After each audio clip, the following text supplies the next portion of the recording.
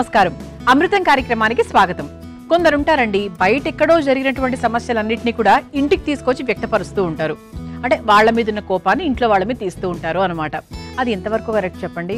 సాధారణంగా మన ఇంట్లో పెద్దవాళ్ళు చెప్తూ ఉంటారు కదా, బయట పనులు బయటే వదిలేయాలి, బయట టెన్షన్స్ గడప దగ్గరే వదిలేయాలి అని. అది 100% రైట్ అండి. అవన్నిటిని తీసుకెళ్ళి మనం మన పిల్లల మీద లేకపోతే మన ఇంట్లో ఉండే వాళ్ళ మీద చూపించడం వల్ల వాళ్ళకి ఏ విషయాలు తెలియవు కాబట్టి మన మీద బ్యాడ్ ఇంప్రెషనే వస్తుంది తప్ప మంచి ఓహో ఇది ఇలా జరిగింటుందేమో అని చాలా తక్కువ మంది అర్థం చేసుకుంటారు. అర్థం చేసుకునే వాళ్ళు ఉంటే సూపర్ అనుకోండి, అర్థం చేసుకునే వాళ్ళైతే చాలా కష్టం. చాలా రకాల ప్రాబ్లమ్స్ కూడా ఎక్స్ట్రాగా వస్తూ ఉంటాయి. కాబట్టి ఏదైనా మన వర్క్ టెన్షన్ ఏదున్నా సరే గడప బయటే వదిలేయడం అందరం కూడా అలవాటు చేసుకోవాలి.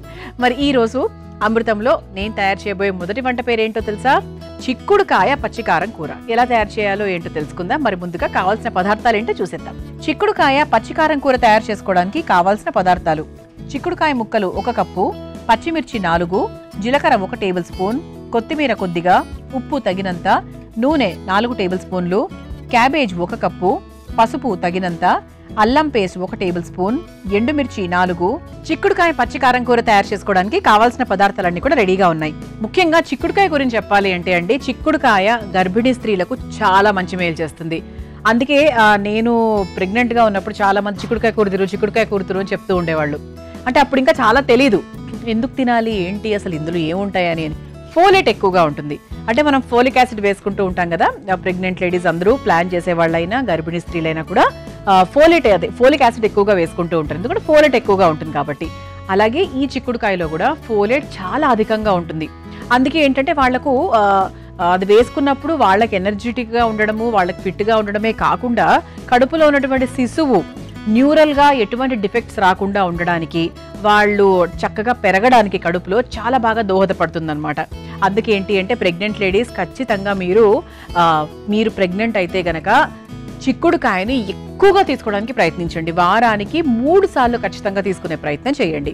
అలాగే పిల్లలకు కూడా అంటే శిశువులకు కూడా ఏంటి అంటే పుట్టుకతో వచ్చేటువంటి సమస్యలు కొన్ని ఉంటాయి, బర్త్ డిఫెక్ట్స్ అంటారు కదా, వాటిని కూడా తగ్గించడానికి చాలా వరకు సహాయపడుతుంది. ఇక ఫోలేట్ అనేది బేసిక్గా ఫోలిక్ యాసిడ్ అంటే ఐరన్, జింక్ ఇవన్నీ ఉంటాయి. ఇవన్నీ అందరికీ చాలా అవసరం అనుకోండి. ముఖ్యంగా వాళ్ళకి అంటే గర్భిణీ స్త్రీలకు ఎక్కువగా ఉపయోగపడుతుంది. అది పక్కన పెట్టేస్తే ఆస్టియోపోరోసిస్, చాలా మందికి ఆస్టియోపోరోసిస్ అంటే బోన్ మినరల్ డెన్సిటీ అంటారు. అంటే మనకు తొందరగా ఎముకలు చాలా వీక్ అయిపోవడము, నొప్పులు రావడము అలా జరుగుతూ ఉంటాయి. సో వాటిని తగ్గించడానికి కూడా మనకు చిక్కుడుకాయలు చాలా బాగా ఉపయోగపడుతూ ఉంటాయి. అలాగే గుండె ఆరోగ్యానికి కూడా చాలా మంచి మేలు చేస్తాయి తెలుసా. హార్ట్ హెల్త్ కూడా చాలా మంచిది. అంతేకాకుండా ఇది మనకు గ్యాస్ తగ్గిస్తుంది, తర్వాత మలబద్ధకాన్ని తగ్గిస్తుంది. సో మనకి ఏంటి అంటే జీర్ణ సమస్యలు అనేవి చాలా వరకు తగ్గిపోతాయి. ఇందులో ఫైబర్ కంటెంట్ బాగా ఎక్కువగా ఉంటుంది. అందుకు మనకు జీర్ణాశయానికి చాలా బాగా పనిచేయడమే కాకుండా ఈ గ్యాస్లు, ఇటువంటి కాన్స్టిపేషన్లు, ఇటువంటి ప్రాబ్లమ్స్ ని కూడా చాలా వరకు తగ్గిస్తుంది అనమాట.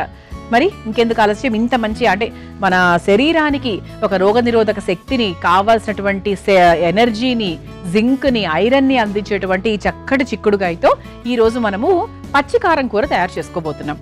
ఈ కూర ఎలా తయారు చేసుకోవాలి అంటే ఫస్ట్ మనం ఏం చేద్దామండి, కొత్తిమీర, అలాగే పచ్చిమిరపకాయలు, కాస్త జీలకర్ర, కొంచెం ఉప్పు, ఈ 4టిని కూడా కొంచెం నీళ్లు పోసుకొని ఒక పేస్ట్ లాగా తయారు చేసుకుందాం. ముందు అది చేద్దాం. ఆ పేస్ట్ తయారీ విధానం తర్వాత మనం నెక్స్ట్ వేరే ప్రాసెస్లోకి వెళ్ళిపోవచ్చు. అయితే నేను ఇది రుబ్బుకొని తీసుకొచ్చే ముందు మనకు చిన్న ప్రాసెస్ ఉంది, ఈలోపు ఆ ప్రాసెస్ కూడా చేసుకోవచ్చు. ఇందులో కాస్త నీళ్లు పోసుకుందాం.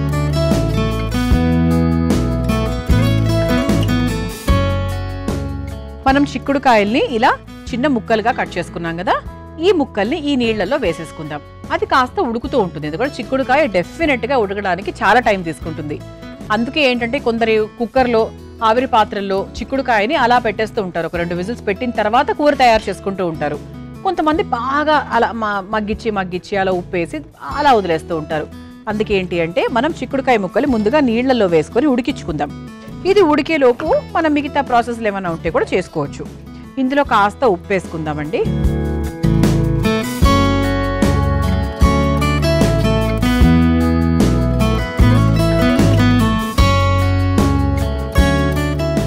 ఓకే, ఇలా చక్కగా చిక్కుడుకాయల్ని మనము ఉడికిచ్చేస్తూ ఉందాము.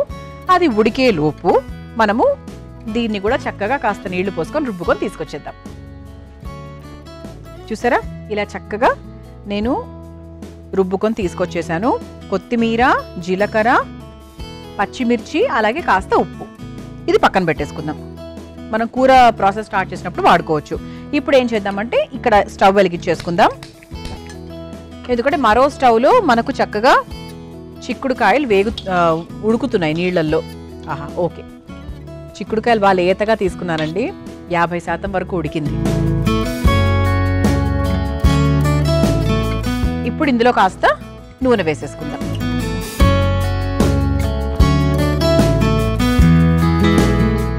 ఇది మనము చిక్కుడుకాయతో పాటు క్యాబేజ్ కూడా తీసుకుంటున్నాం. క్యాబేజ్ చాలా ఫాస్ట్గా ఉడికిపోతుంది ఒకటి, అండ్ క్యాబేజ్ కూడా ఆరోగ్యానికి చాలా మంచిది. కాబట్టి రెండింటి కాంబినేషన్, అంటే చిక్కుడుకాయ అంటే కేవలం చిక్కుడుకాయ మాత్రమే కాకుండా ఏదైనా కాంబినేషన్ ఉంటే బాగుంటుంది కదా, అందుకు క్యాబేజ్ తీసుకున్నాను. నూనె కాస్త వేడెక్కిన తర్వాత జీలకర్ర వేసుకుందాం. ఆ తర్వాత కాస్త పసుపు,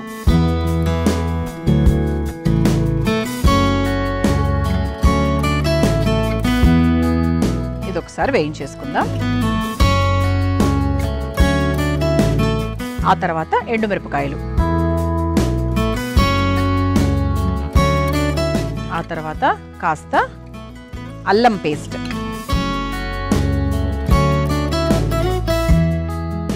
అల్లం పేస్ట్ కాస్త వేగిన తర్వాత ఇందులో మనం తీసుకున్నటువంటి క్వాంటిటీకి తగ్గట్టుగా క్యాబేజ్ వేసుకుందాం. ముందుగా ఇంత వేస్తున్నానండి, అవసరమైతే మళ్ళీ వేసుకోవచ్చు. చూద్దాం. ఇది ఒక్కసారి వేగిన తర్వాత మనకు ఒక చిన్న క్లారిటీ వస్తుంది ఎంత కావాలి అని. ఇది ఒకసారి కలిపేసుకుందాం. ఇది మనకు చపాతీకి బాగుంటుంది, మామూలుగా అన్నంలోకి బాగుంటుంది, దంపుడు బియ్యంలోకి బాగుంటుంది, రవ్వలోకి బాగుంటుంది. ఇందులో కాస్త ఉప్పు వేసుకుందాం. అంటే కూరకి సరిపడా ఉప్పు ఇందులో వేసేసుకోవచ్చు. ఇందులో కొంచెం వేసాము, దానికి తగ్గట్టుగా చూసుకొని వేసుకోవాలి. ఇది ఒకసారి కలిపేసుకుందాం.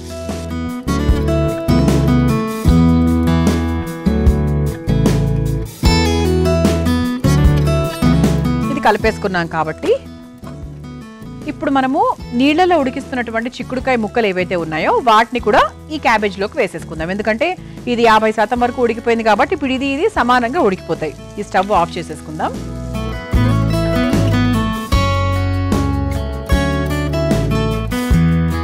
ఈ చిక్కుడుకాయ ముక్కలు ఏవైతే ఉన్నాయో అవి వేసేసుకుందాం.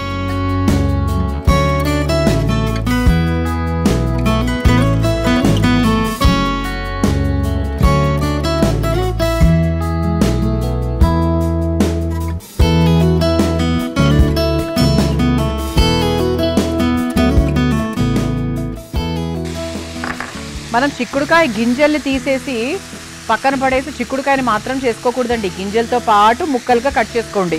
లేదు అంటే గింజలు సపరేట్గా చేసి దాన్ని కలిపి ఉడికించుకోండి. అంతే తప్ప మీరు గింజల్ని తీసి చిక్కుడుకాయని మాత్రమే ఉపయోగిస్తా అంటే వేస్ట్.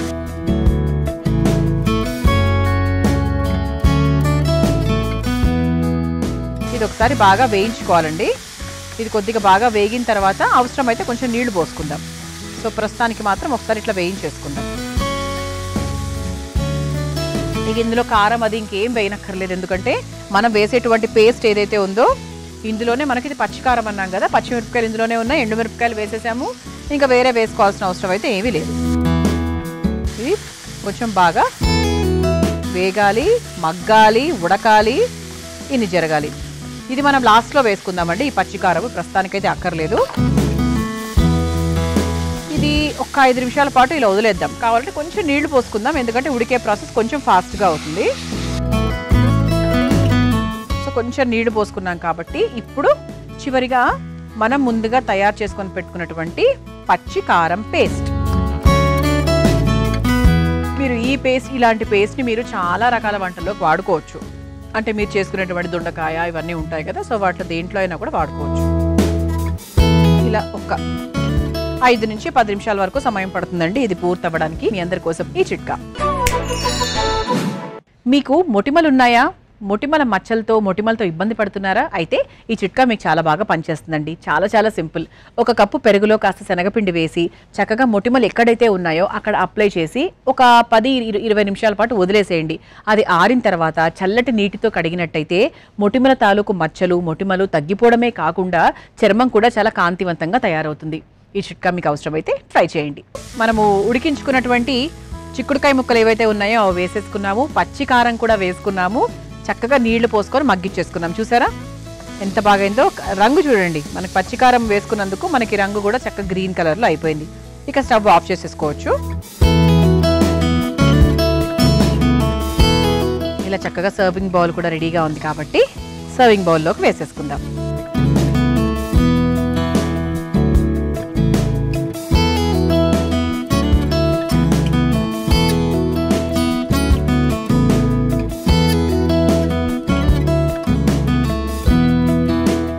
ఇలా చక్కగా వేడి వేడిగా చిక్కుడుకాయ పచ్చికారం కూర రెడీ అయిపోయింది.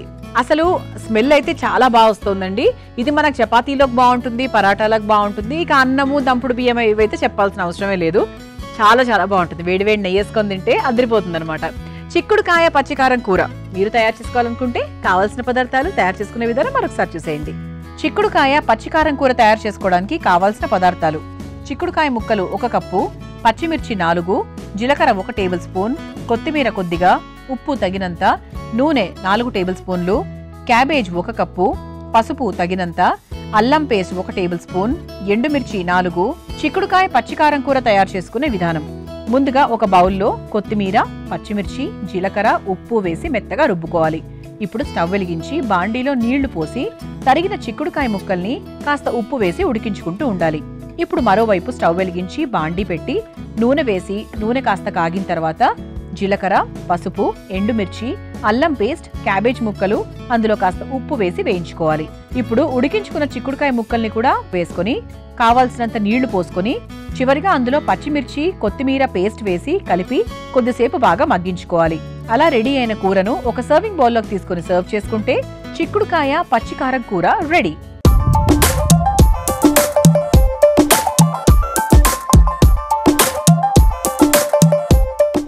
చూసారు కదా చిక్కుడుకాయ పచ్చికారం కూర ఎంత సులభంగా తయారు చేసుకోవచ్చో. రుచి చూసి ఎలా ఉందో చెప్తాను.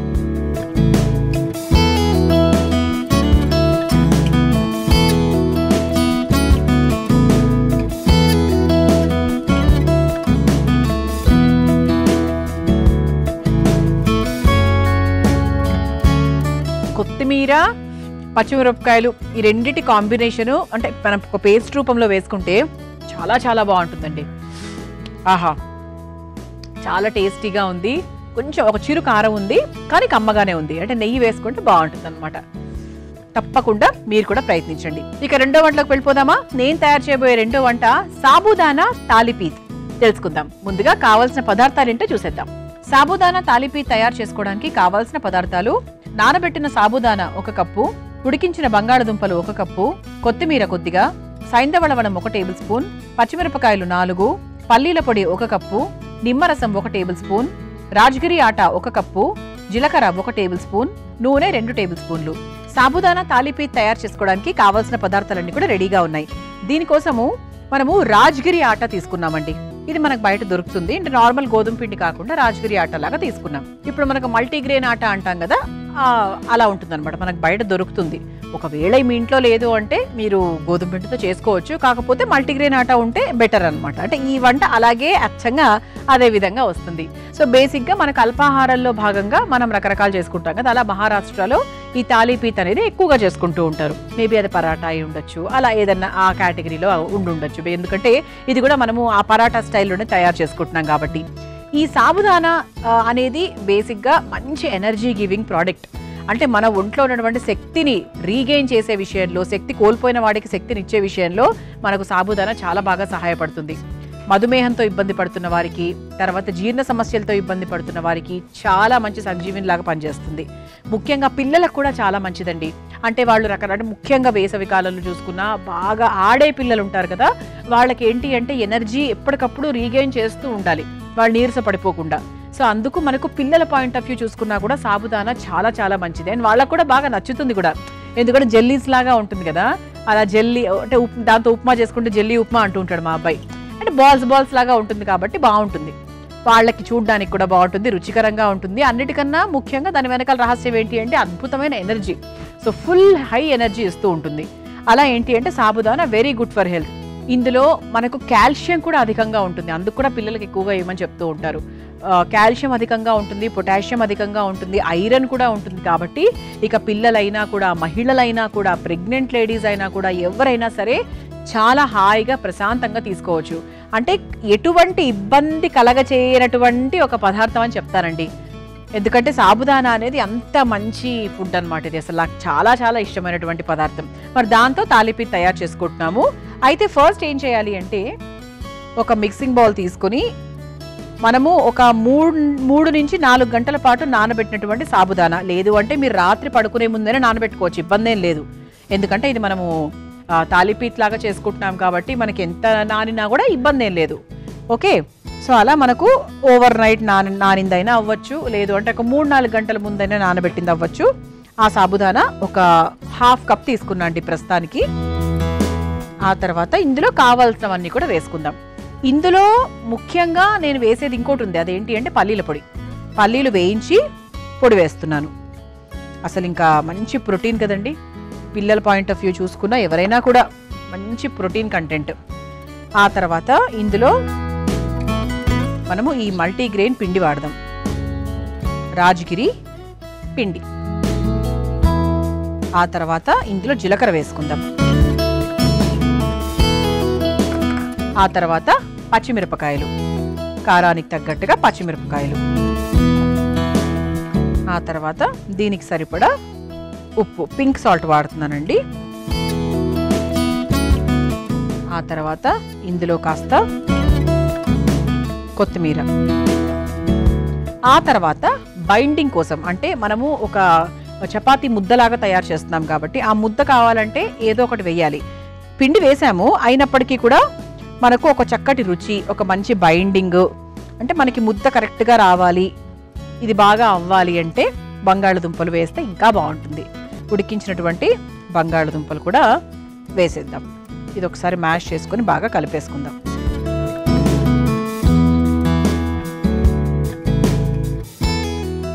పిండి కావాలంటే మనం మధ్యలో మిక్స్ చేసుకోవచ్చు. చూద్దాం అసలు కలుపుకున్న తర్వాత ఎలా ఉంటుందో ఏంటో చూద్దాం. ఇది కలుపుకున్నాం కదా, చివరిగా కాస్త నిమ్మరసం. ఎందుకంటే మనకి Maharashtra, Rajasthan and north India వైపు నిమ్మరసం అనేది చాలా ఎక్కువగా వాడుతూ ఉంటారు. అలా నిమ్మరసం వేస్తే ఏంటంటే మంచి రుచి, అంటే ఓవరాల్గా రుచి అంతా మారిపోతుంది.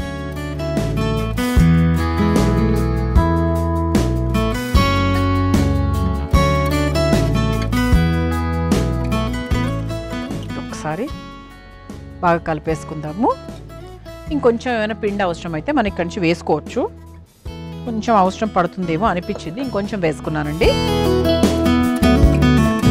ఉప్పు అన్నీ వేసేసుకున్నాం, కారము, ఉప్పు. చాలా అంటే చాలా సాత్వికమైన వంట అండి ఇదైతే, నిజం చెప్తున్నా. ఎందుకంటే ఇందులో సాబుదానా ఉంది, చాలా మైల్డ్గా ఉప్పు, నార్మల్గా కారం, పల్లీల పొడి, అంతే. దీన్ని ఎక్కువ హడావిడి చేయట్లేదు, ఏమి ఎక్కువ ఎక్స్ట్రాగా ఏమీ వేయట్లేదు. ఇలా చక్కగా పిండి కలిపేసుకున్నాను. ఇప్పుడు స్టవ్ వెలిగించేస్తాను, పెనం కూడా వేడవుతూ ఉంటుంది. ఇప్పుడు ఇలా చక్కగా ఒక చిన్న పేపర్, బటర్ పేపర్ లాగా తీసుకోవచ్చు అండి. మన ఇంట్లో ఏదైనా ప్లాస్టిక్ పేపర్ ఉన్నా కూడా పర్వాలేదు. ఇది ఏ సైజులో తీసుకోవచ్చు అంటే ఇంకా మన ఇష్టం అండి. ఇప్పుడు మామూలుగా అక్కి రొట్టె అంటాం కదా, అది మామూలుగా ఈ సైజులో ఉంటుంది. మీరు ఇంత సైజులో కూడా తీసుకొని వేసుకోవచ్చు, అది ఇంకా మన ఇష్టం. సో ఒక్కసారి చక్కగా ఇది చేత్తో ఇట్లా గుండ్రంగా తీసుకొని ఇలా పెట్టేసుకొని చేతికి అలా నూనె రాసుకుంటూ చేసుకుంటే ఇంకొంచెం ఈజీగా వస్తుంది, కొనాలన్నీ కరెక్ట్గా వస్తాయి అన్నమాట. అసలు బటర్ పేపర్ హ్యాపీ అండి. ఈవెన్ మనం జొన్న రొట్టెలు తయారు చేస్తున్నప్పుడు కూడా జొన్న రొట్టెలు చాలామంది సరిగ్గా రావు. సో మీకు దానికి కూడా మీకు ఇది చాలా బాగా పనిచేస్తుంది అనమాట, ఎనీ ప్లాస్టిక్ పేపర్. సో దానికి ఒక హోల్ అయినా పెట్టుకోవచ్చు, ఇలా మల్టిపుల్గా 2-3 హోల్స్ అయినా మనకు అక్కి రొట్టె తర్వాత సర్వపిండి ఉంటుంది కదా, ఆ రకంగా అయినా చేసుకోవచ్చు. ప్రస్తుతానికి నేను మధ్యలో ఒకటే హోల్ పెడుతున్నాను అంతే. ఇంతకన్నా సన్నగా రాదు, చేయకూడదు కూడా, ఇలాగే చేసుకోవాలి. కానీ చాలా హెల్దీ అండి. అసలు అల్పాహారంగా ఒక 2-3 తీసుకున్నామంటే చాలా హెవీగా ఉంటుంది. అసలు నిజంగా చెప్తాను, ఇది మనకు బాక్స్లోకి పెట్టుకొని మామూలుగా అలా మంచింగ్ లాగా తినడానికి కూడా బాగుంది, సాయంత్రం స్నాక్ లాగా అలా కూడా బాగుంటుంది.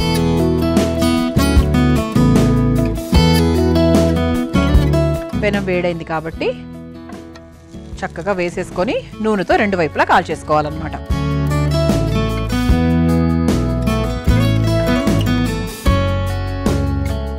నూనెతో అయినా కాల్చుకోవచ్చు, వెన్నతో అయినా కాల్చుకోవచ్చు, బాగుంటుంది.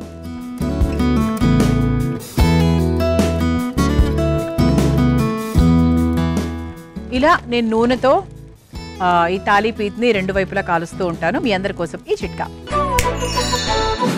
సాధారణంగా నాన్ స్టిక్ పెనం మీద మనం వంట చేసుకునేటప్పుడు ముందు చేసుకున్నటువంటి వంట తాలూకు మరకలు, జిడ్డు అనేవి ఆ పెనం మీద అలాగే ఉండిపోతూ ఉంటాయి. అవి తగ్గించాలంటే ఏం చేయాలంటే ఉప్పు నీళ్లు దాని మీద చల్లాలి. చల్లి ఒక చక్కటి ఫ్రెష్ క్లాత్తో నీట్గా తుడిచేసినట్టయితే ఆ జిడ్డు, మరకలు, ఆ వాసన అనేది చాలా వరకు తగ్గిపోతుంది. ఈసారి ఈ చిట్కా అవసరమైతే ట్రై చేయండి. చూసారా, ఇలా చక్కగా 2 సాబుదానా తాలీపీట్ తయారు చేసేసాను. నూనెతో 2 వైపులా కాల్చేసుకున్నాను. ఇలా చక్కగా రంగు కూడా మారిపోయింది. ఇక స్టవ్ ఆఫ్ చేసేసుకోవచ్చండి. ప్లేట్లోకి తీసేసుకుందాం.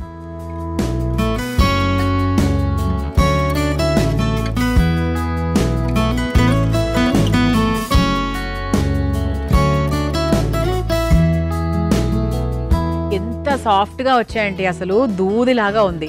అంటే మనకు చూడ్డానికి ఇలా కరకరలాడుతూ ఉన్నాయి కదా, కరకరలాడుతూ ఉంది కానీ ముట్టుకుంటే దూదిలాగా ఉంది, ఎందుకంటే సాబుదానా కాబట్టి.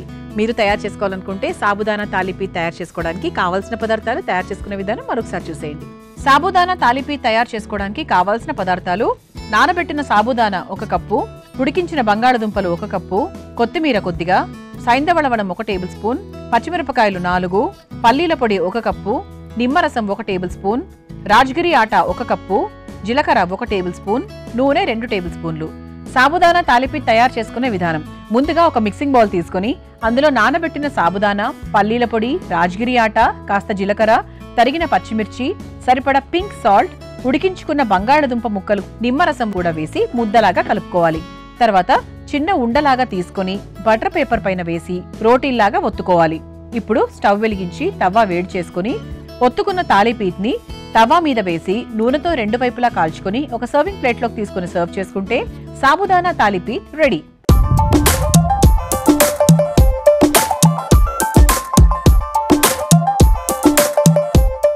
చూసారు కదా, సాబుదానా తాలీపీట్ తయారు చేసుకోవడానికి కావాల్సిన పదార్థాలు, తయారు చేసుకునే విధానం. రుచి చూసి ఎలా ఉందో చెప్తాను.